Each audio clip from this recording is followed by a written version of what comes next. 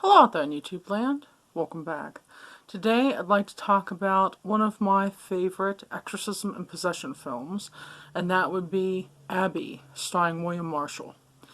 For those of you who've never heard of Abby, it is part of the blaxploitation genre, but do not let that steer you away from the film. It's actually a very well done exorcism film. There's a little bit of an interesting story around the film that deals with the actual creation of The Exorcist. And I find it kind of entertaining. That being that Abby was released in 1974, a year after Warner Brothers' The Exorcist. Now, for whatever reason, Warner Brothers took it upon themselves to sue the filmmakers and actually won in court, saying that Abby was too much of a ripoff of the original material and essentially charged them with the film equivalent of plagiarism. Except for the fact that when you watch the film, nothing like that exists. I am astounded and flabbergasted and frankly kind of pissed off that the legal system at the time upheld Warner Brothers' claim on this when there's no bearing, and in my opinion it was a clear representation of racism at the time. Because the story of Abby is that an adult woman who is married and has a wonderful relationship with her husband suddenly becomes possessed by what they discovered to be an African sex demon. And the incomparable William Marshall is an archaeologist plus priest who also is part of the Yoruba religion. And please, if I've mispronounced that, I highly apologize. I'm not sure exactly how it's pronounced. And, that type of thing. I don't mean any disrespect whatsoever. I find religions from varieties of places around the world fascinating.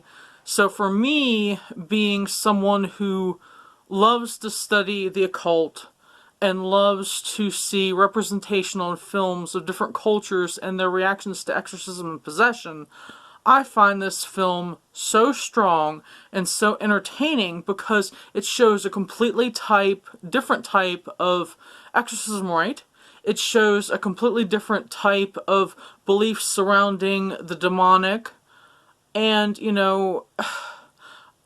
I myself, the only thing you could say, okay, is it a copy of The Exorcist? Well, if you want to say that, then every single possession movie is a copy of The Exorcist in the same way that every single vampire movie would be a copy of Dracula, which doesn't quite fly. Especially since, Dracula wasn't the first vampire tale, but I digress. The Exorcist also wasn't the very first possession tale. I believe The Haunting of Joel Delaney predates The Exorcist by 3 years. At any rate, I have a lot of trouble with people knocking Abby off as, ridiculous or whatever. It is not ridiculous. The reason I say that is that, there are people that don't take it with the amount of, I don't know how you want to say it, respect it deserves. They are looking at it through the frame of mind that a sex demon is laughable and funny and whatever, when in reality, a sex demon completely destroys someone's life. I mean, they essentially, really depict that well, that this woman turns from, a regular, middle-class woman who has a job and lives with her husband, they're a happy relationship, and then suddenly she starts going to seedy sides of town, seducing people that puts her in, horrifically dangerous situations. That's the type of thing that I find most horrifying about the film, because, with the way that while she's demonically possessed, she does have the ability to overpower people. There was always the chance that she could run into someone who could overpower her, and thus do whatever it is they wanted with her. Whether that be rape her, kill her, whatever it was. And, the fact that the demon wanted her in these situations and wanted her to be broken down to the point that it could literally be the only in charge person in that body is a very frightening concept. Now, there are some other Afrocentric religions that deal with the idea of allowing spirits to take over your body, like what's presented in Voodoo and Santeria, but that's a totally different thing. Possession is, in this respect, is the idea of allowing a spirit to take over you without your control. This spirit basically beats down your inner essence to the point that you can't help but let them in. Whereas the idea in, religions like Voodoo, they're welcoming in these spirits so that they can help them with ritual and, different things like that. So it's a totally different thing for, a forced possession versus an asked for possession. And an asked for possession is not something that is evil and is harmful to the person that is going to be the host of the entity.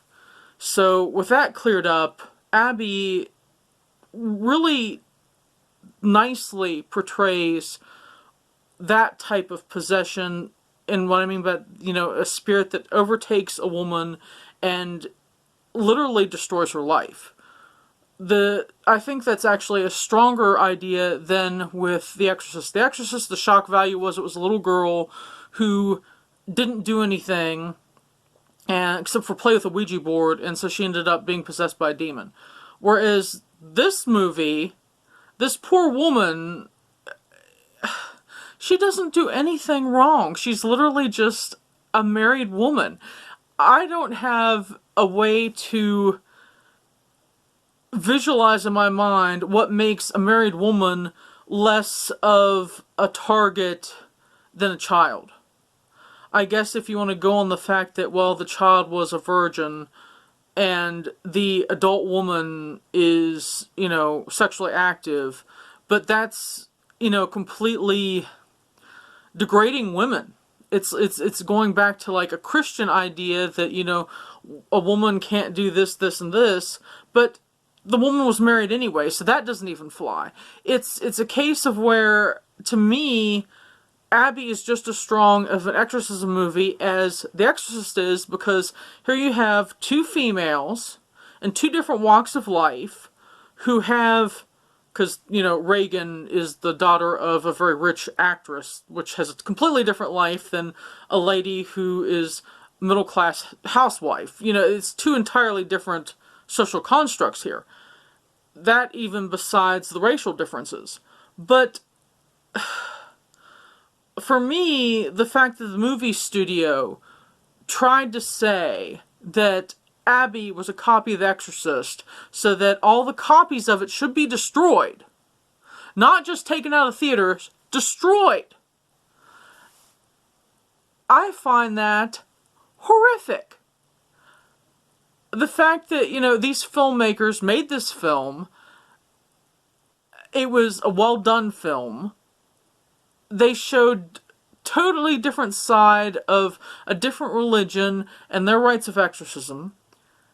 They had a much smaller budget than The Exorcist did, and they managed to make a solid film, yet they got essentially annihilated on release because Warner Brothers didn't want this movie out there that also had to do with possession and exorcism. And the fact that they got away with it simply because Abby was blaxploitation. That is dead wrong. The fact that, the film over here, just because it was from a big film company, that film company shouldn't have that much power to eliminate an entire production simply because of a racial disparity. Now, I don't talk about racism much on the channel because I don't have personal experience with a lot of the things that do with films and racism. I don't feel comfortable talking about that. But I can talk about the fact that you have a court case where somebody won just because they were hugely backed by money, and because the other production was made at a time in the United States where it was a lot easier to get by with distinct prejudice. Now, the other thing I gotta talk about is William Marshall. William Marshall, in my opinion, is one of the most underrated actors of the 70s. If you've ever watched BLACULA and Scream, BLACULA, Scream, you'll know exactly what I'm talking about. This man was a Shakespearean-trained actor. He was extremely talented.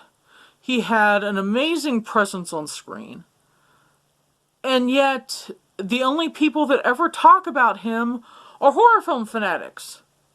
And while I'm glad that the horror community recognizes his talent, I think it's a shame that he's not given the same type of respect as other actors just because he only pretty much acted in these films that were not big budget. And I think it's a shame that, you know, he isn't well known as somebody like Sidney Poitier or some, you know, actors like that, because he was every bit as good. I can probably wax poetic for eons, but if you've never watched one of William Marshall's performances, I highly recommend it. He was an amazing actor, and he should be held in aplomb for his talent, flat out. And I think every film that he was in was certainly aided by his portrayals of whatever character he was playing. And, you know, his three most known films are BLACULA, Scream, BLACULA, Scream, and Abby. For all three of those to be blaxploitation, I think it's a shame that he's mostly well known for only being in blaxploitation films. You can look on IMDb, he was in a bunch of other things. But I think it's a shame that both BLACULA and Scream, BLACULA, Scream had this blaxploitation thing to them because they're solid vampire films. And just like Abby is a solid exorcism possession film. So, if you've never seen Abby, I believe you can still buy some of the DVDs. I think they're out of print now, but I think they're relatively available. I actually didn't check to see if Abby's available on like any of the streaming services or whatever, but if you ever get the opportunity, I highly recommend checking out this film because it is unlike any other exorcism possession film I have seen, simply because it shows exorcism possession rite that's based on an African religion.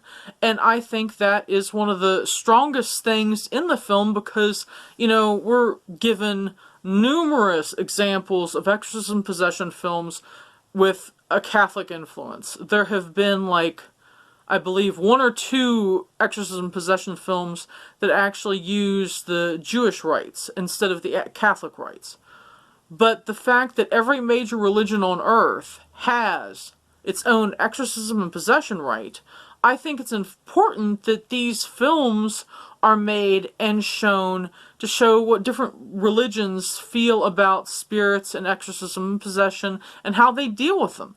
And, you know, granted, a lot of these films are made in America, but I think that there are plenty of filmmakers in America who have experience with other religions besides Christianity. And I think it would be a wonderful thing if, say, we had an exorcism possession film with a Muslim character, or an exorcism possession film with somebody who is of the Hindu religion. I think that would be fabulous. So comment down below with what your favorite exorcism movie is, and if you've ever seen Abby and what your thoughts are on it. And until next time, bye!